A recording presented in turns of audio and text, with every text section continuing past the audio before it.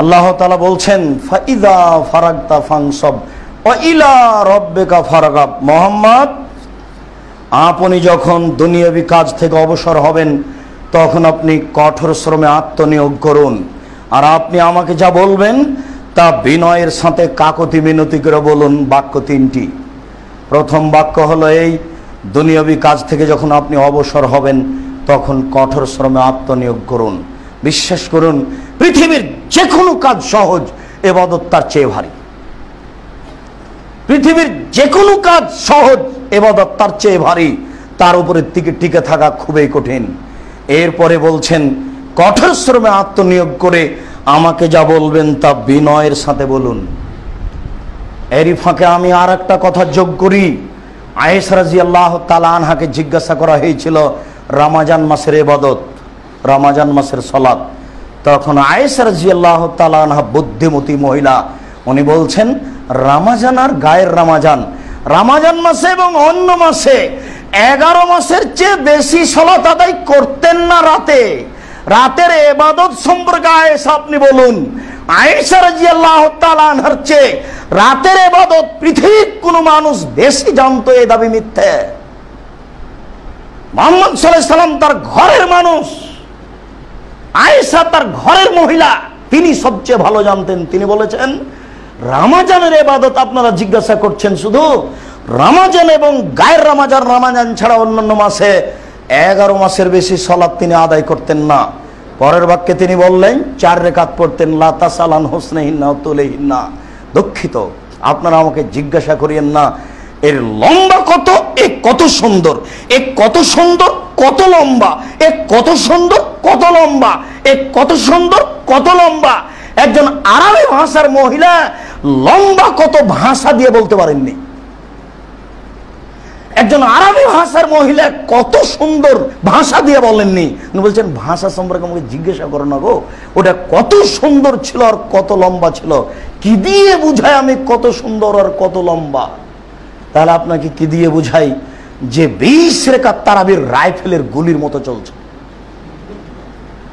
সবাই টেনশনে, ইমামও টেনশনে, বাপ রে বাপ 20 রাকাত সারা দিন কোরআন মাজিদ মুখস্থ করেছে, হয়তো বা পিছনের লোককে বলে দিয়েছে দেখো গো অত ভুল ধারণা নইলে আমি টিকতে পারবো না। কোথা থেকে কোথায় যাচ্ছে ইমামেরও খেয়াল নেই, মুক্তাদিরও খেয়াল নেই। মুক্তাদি তো পারাই জানে না। আর 20 রাকাত তারাবি, এও তো একজন মানুষ, আর যিনি হাফেজ তিনিও তো একজন মানুষ। সবাই টেনশনে। আর 4, 5, 6 রাকাত হওয়ার পরই পিছনে যারা আছে তারা বারবার হাই উঠছে, শয়তান বারবার তাকে আঘাত করছে, সবাই ব্যস্ত। বলেন এর সুন্দরতা কোথায়, দৈর্ঘ্যতা কোথায়?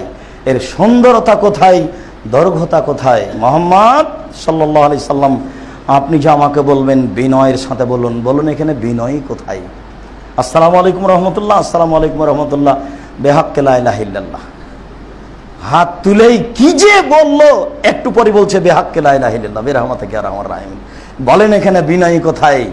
শুনুন, যার বিবেক যেমন বিচারের মাঠে শাস্তি হবে তেমন।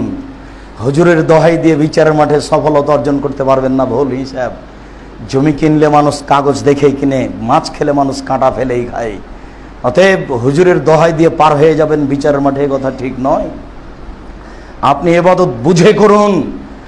এই রমজানের তারাবির সালাত আপনি যেইভাবে বিবরণে এসেছে সেভাবে পড়ুন। জামাতে পড়তে আপনাকে আমরা বাধ্য বলিনি, জামাতে পড়েন, পড়া ভালো, একাই পড়ুন। হাদিসকে হুবহু মূল্যায়ন করার চেষ্টা করুন যত দূর কুলাই। ঘন্টার ঘন্টা দাঁড়িয়ে সালাত আদায় করতে হবে। আজ রাতেই ক্ষমা নিতে হবে যে কোনো মূল্যে।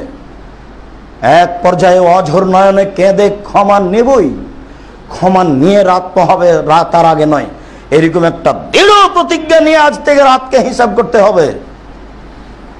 রাতের এক পর্যায়ে ইবাদত করতে করতে 4 রাকাত হলে দরজা বন্ধ করতে হবে, কেউ যেন ভিতরে না ঢোকে। হঠাৎ করে যদি কেউ চলে আসে তাহলে আপনার একাগ্রতা নষ্ট হয়ে যাবে। আপনি কান্নাকাটি করতে পারবেন না, কিছু বলতে পারবেন না। আর তাকে বলতে হবে, বুঝিয়েই বলতে হবে। জোর করে আপনি বললেন আমি ভুল করেছি, মাফ করেন, নিজের কোনো ব্যাপার নাকি এটা? এটা কি টাকা পয়সা দেওয়ার ব্যাপার?